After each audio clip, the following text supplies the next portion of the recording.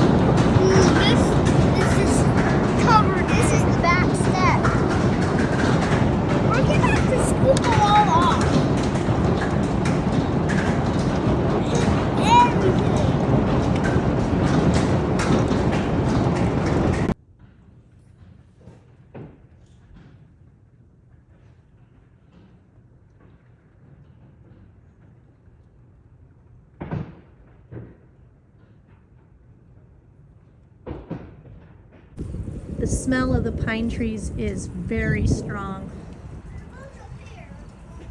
They just took a beat. I don't know.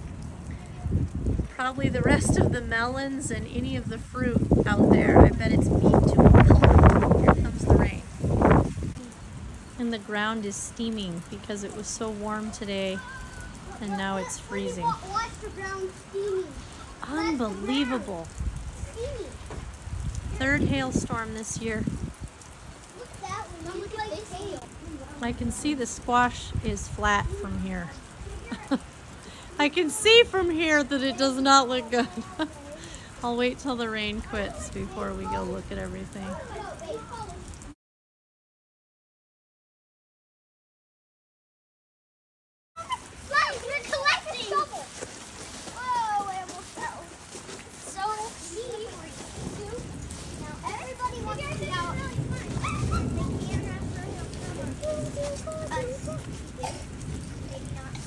Put it in this bucket. Here, can I use that? Here, can I use that? Yo. For you, I can pick them up. Pick up what, buddy? Like the Yeah, Mama knows. squash. We're gonna start with the peppers.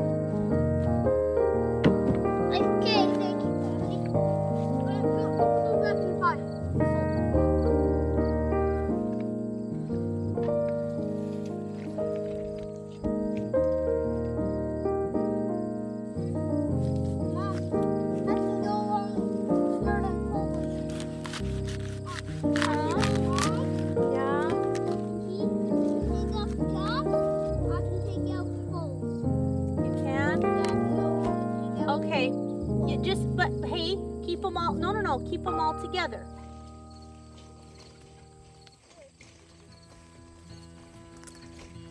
Hey, we're tearing this all up, Jay. Do this. Do this for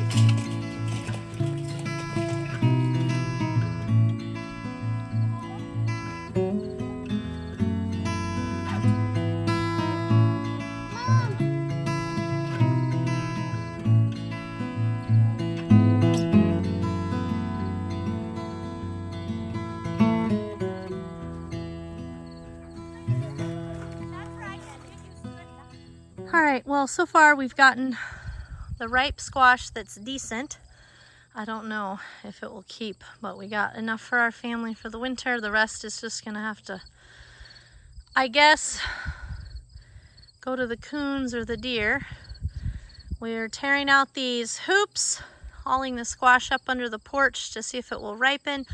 I've gotten most of the cabbage, and I've also harvested the peppers. So now we'll head to the other garden, see what melons and tomatoes we can find.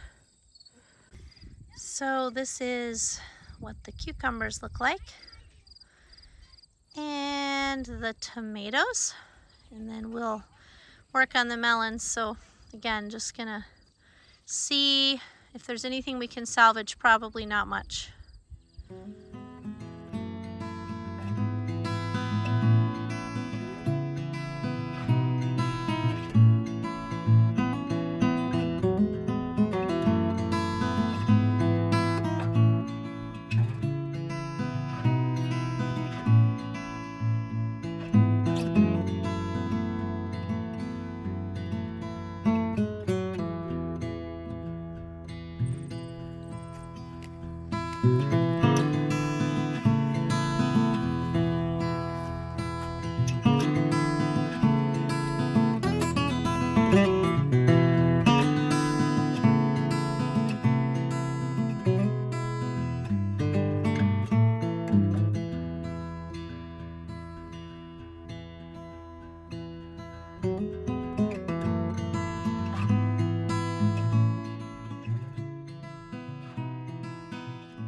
So, you would think that clear down underneath here, that you would be able to find fruit that isn't dinged. There's one, but I'm amazed at how many are clear down underneath and are just completely demolished.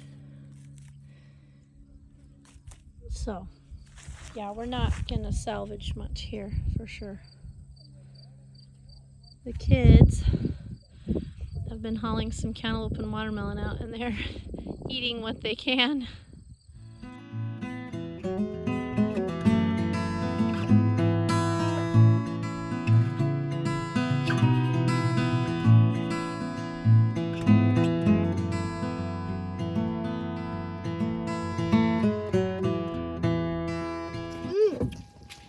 It tastes like a normal watermelon, guys. Sweet.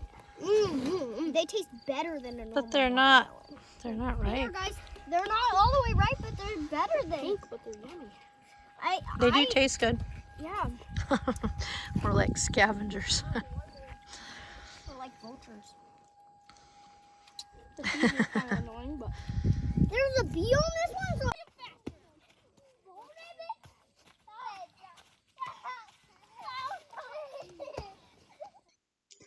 Now we're going to gather back at the house and see what we can do to preserve some of this, and I'll take you along for the journey. So we do still have some sweet potatoes, regular potatoes, beets, and carrots that we can harvest. Of course, those are more underground vegetables, root crops, but it's a pretty hot day, and so I wasn't really interested in doing that right at the moment. So we're just dealing with, the produce that's really damaged and just seeing how much of it we can eat before it rots, because of course none of it is sellable at our local farmers market, which is, if you're wondering, if you're new here, the reason we plant so much is because it's a market garden for our family. So it's part of our income as well as what feeds us. So that's what makes this such a big bummer. I guess it's maybe good if it gets it all out of its system in 1 year. Hopefully next year's better. Anyways, I'm just cutting up a bunch of watermelon and cantaloupe, putting it in the refrigerator. And then the kids are working on cutting up the peppers. We had to, of course, wash them all first because they had dirt and grass on them from the hail. But we're going to get them all cut up and put in the freezer, and we'll use those for fajitas or just in general cooking. And then I'm also going to just cut all the bad spots off of the cabbage. The only thing that really was worth saving was the purple cabbage. But it's still, the tops of it are really, really dinged up. So I'm just cutting off what I can, and then I'm going to make the rest into sauerkraut. And I have a full video showing exactly how to make sauerkraut using just salt and cabbage. And so I will link that video for you. I'm not going to go into a full tutorial today, but you can kind of see the process that I'm going to follow to turn this into sauerkraut. And of course, you can leave it raw in your refrigerator then once it's made into kraut, which is the best way to eat it. It's really healthy for you and full of probiotics. Or you can can it, and that full tutorial is on this channel as well.